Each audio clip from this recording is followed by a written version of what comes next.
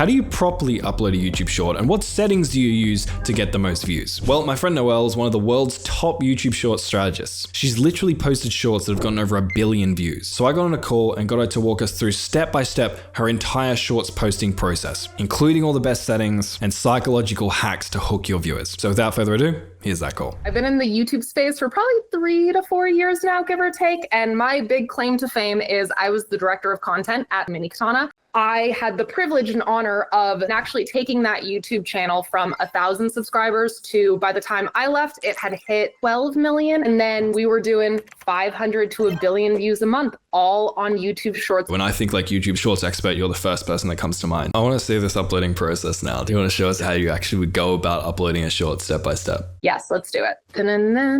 Here we are. We are in the back end of YouTube Studio. So if I click here over on create, I'm going to, I'm not going to go live. I'm going to go click upload video. I'm going to click select. No one is going to judge me in the comments for the number of files I have, please and thank you. And then please judge her for the fact that she's using a Mac, because that's disgraceful.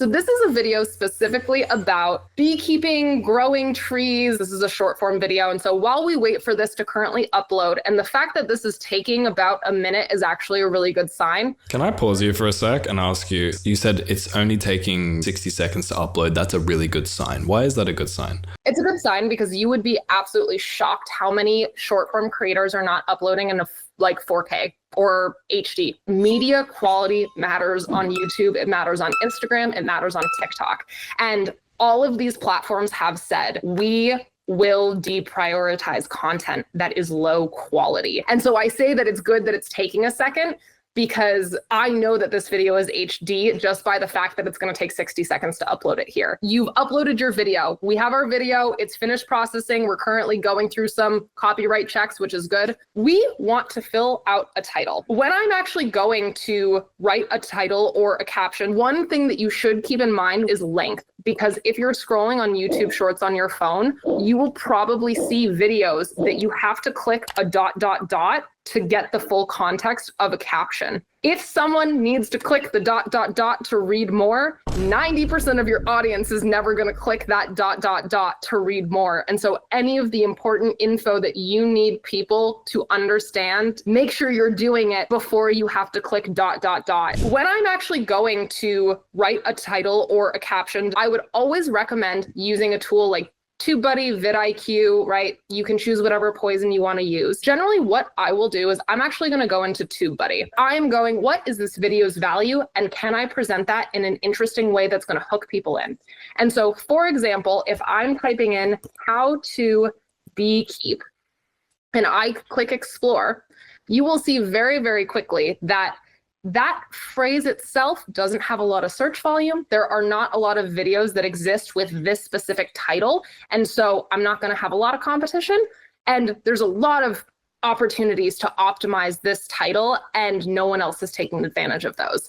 However, monthly search estimates are actually pretty low. When you say SEO, well, it's less for search here and more just using like SEO as a way to sort of gauge general interest in certain terms. Is that right? Depending on your video, it may help YouTube align your video with the correct audience and the correct niche that you're trying to communicate with. And so if you are a beekeeper that is just starting to post, providing YouTube words that will help them understand that your content should be pushed to people that are interested in beekeeping, that is a great opportunity to saturate this space with keywords that somebody might be interested in that is related to that. At Sticky Rolls, for example, we would use the word friendship bracelets, and we had no affiliation with Taylor Swift, but we ensured that Taylor Swift, that phrase was always included in our description because friendship bracelets are a big thing. And Taylor Swift is a massive, person, obviously, who I'm sure gets hundreds of millions of searches a day.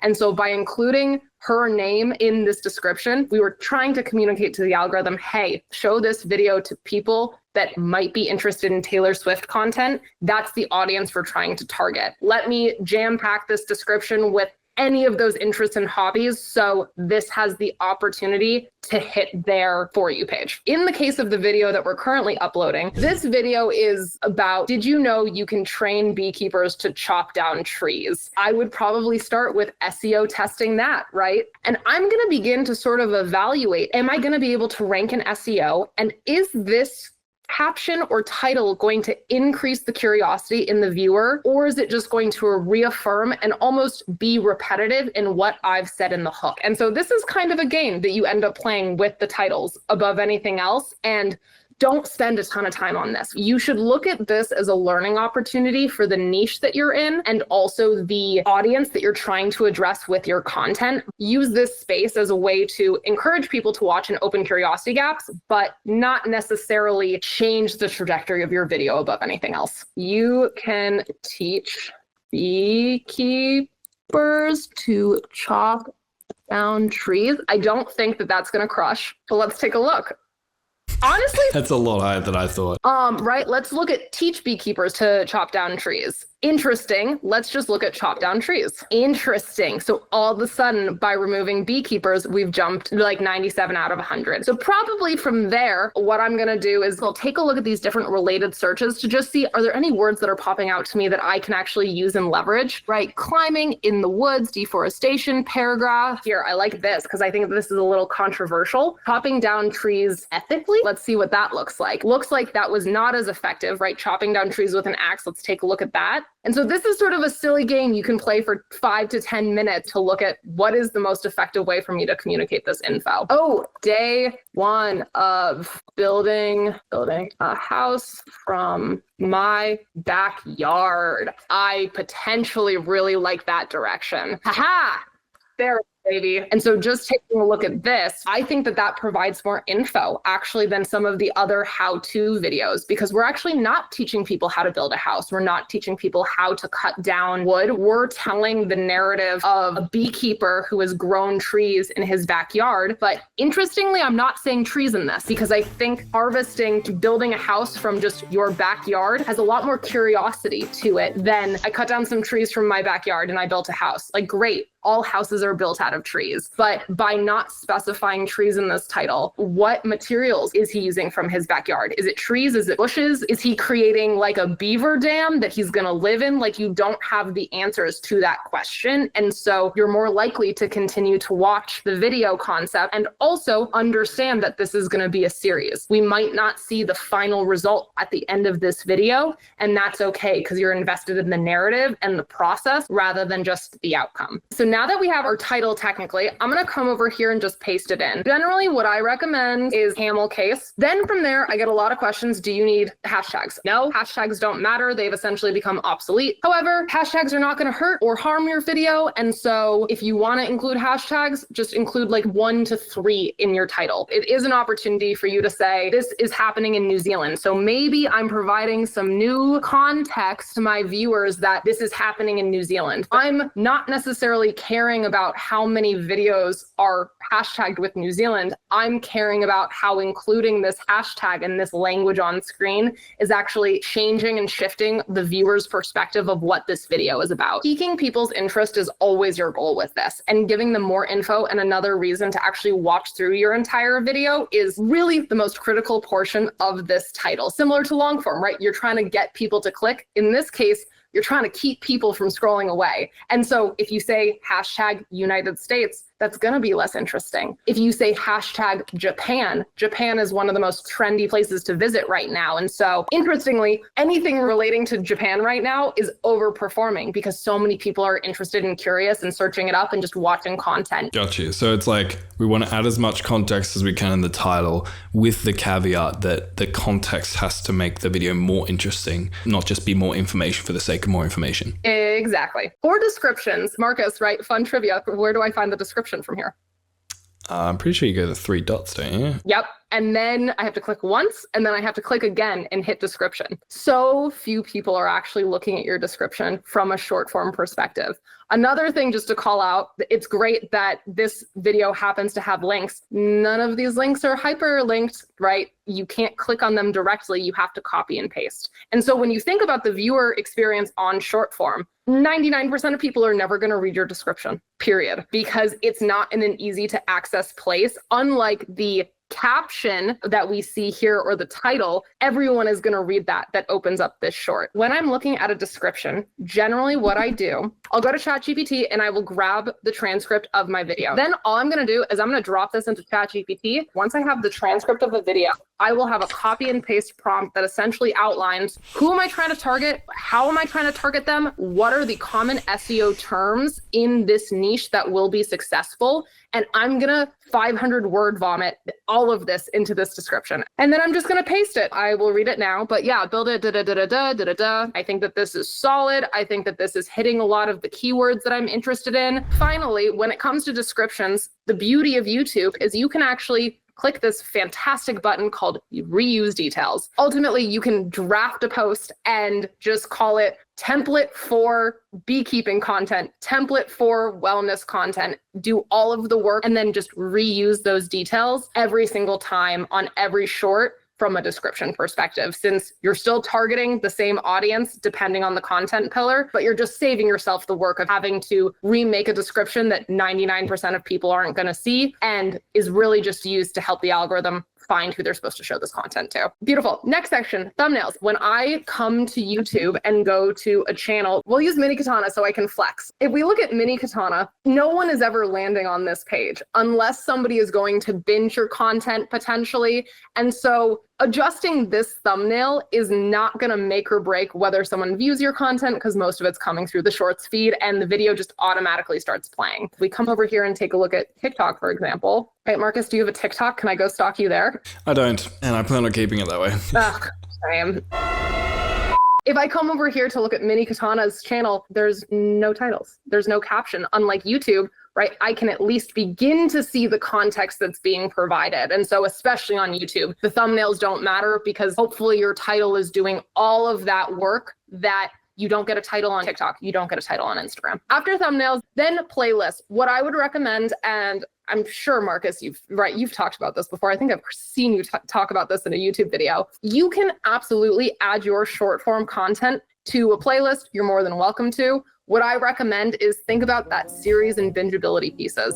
If somebody is likely to have interest in a playlist you've created, whether it's a watch me build my house for 100 days and you have all of that series in there, or if you're Mini Katana, if we come over here and look at all of their playlists, the biggest secrets of anime you need to know, you can binge this content because it's in a clear-cut content pillar that somebody might have interest in. And so that's the time I recommend leveraging playlists, is if you're considering how people can watch content from a bingeable perspective. Next, after playlists, when it comes to audiences, never set your audience for kids.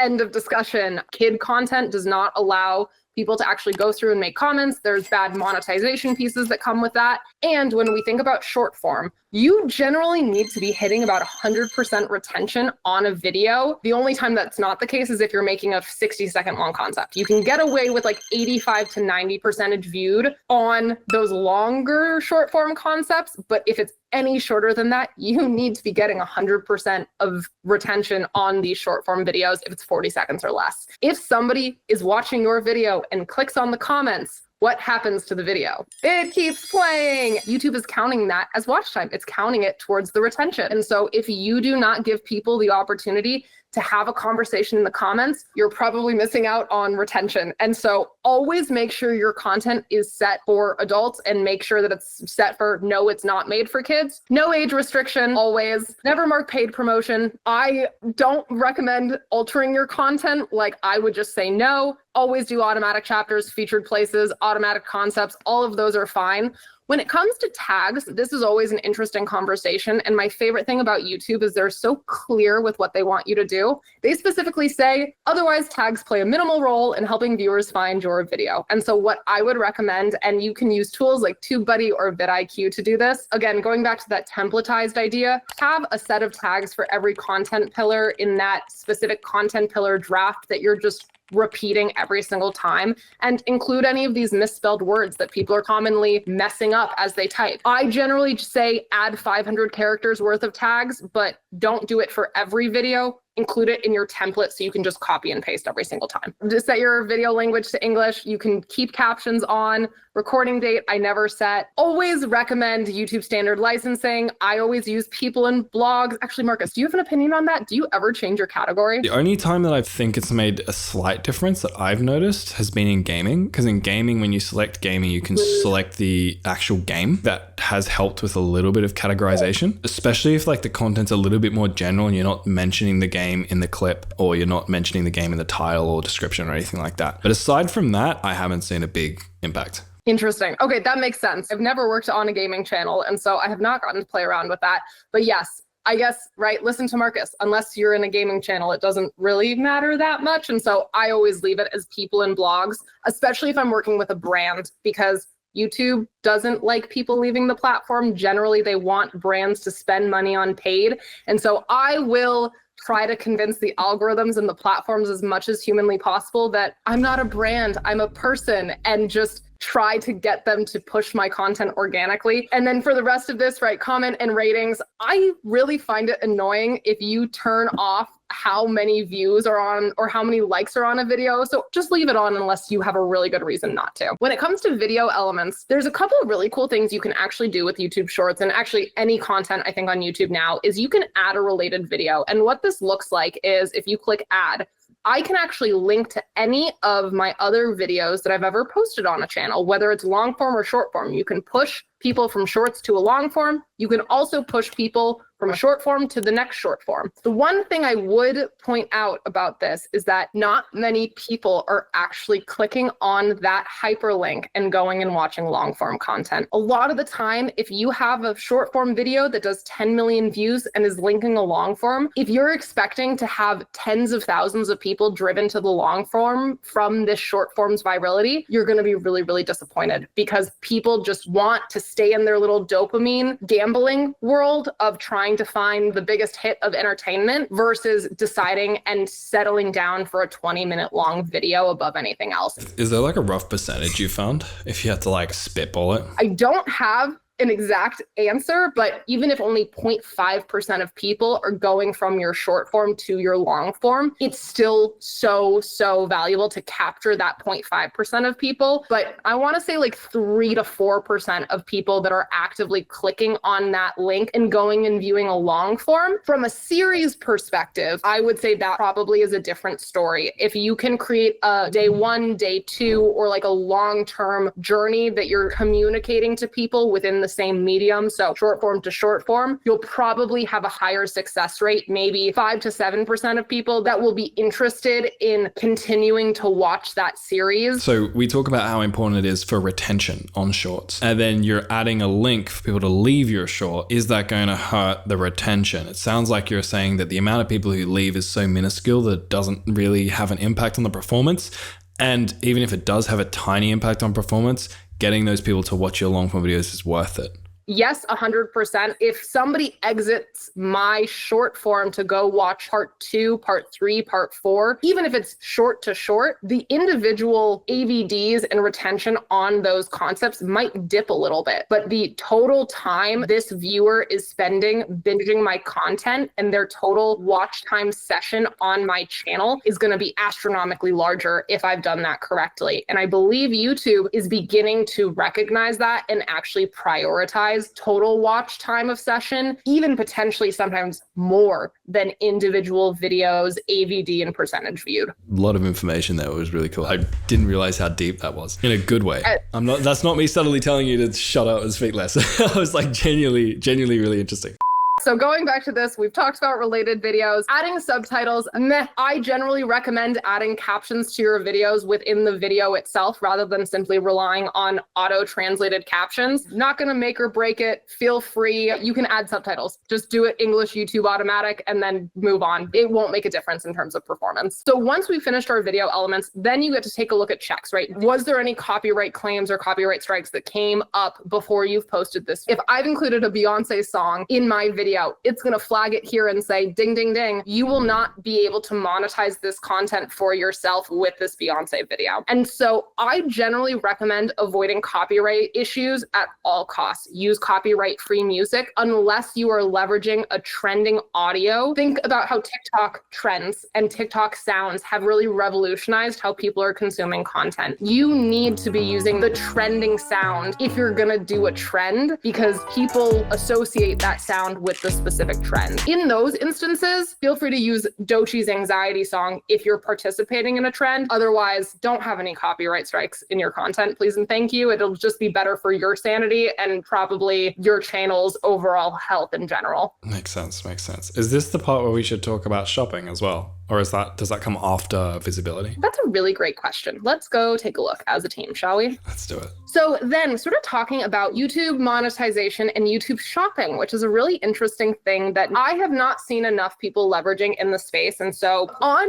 the earn section of YouTube, you can actually tag products in content. And this is done during the uploading process on YouTube. If you connect a video with a product, people can actually click on that product while watching your video, purchase that product, and you can earn commission on it. So if we look at Mini Katana, you can see all of their products listed underneath store. This is what this tab is used for. And so if you scroll, you can see all of these different sword variants that are purchasable and actually taggable on YouTube within content. If you take a look at mobile and go to Mini Katana's YouTube Shorts, you will see that products are popping up after the first 1 to 2 seconds of a video, and they're actually clickable. You can also tag multiple products in a single video, which is fascinating. Good news is YouTube has said that if you are tagging products in a video, on average, those videos are performing at a higher rate. The other thing is that you can earn commission on those products, which is spectacular. And then we've made it to visibility. Here we are. One question I get asked a lot is, when should I post? YouTube will show you recommended times, same with all of the other social platforms, but ultimately what I recommend is think about what type of audience are you trying to target. That is all you need to think about. Just post when your target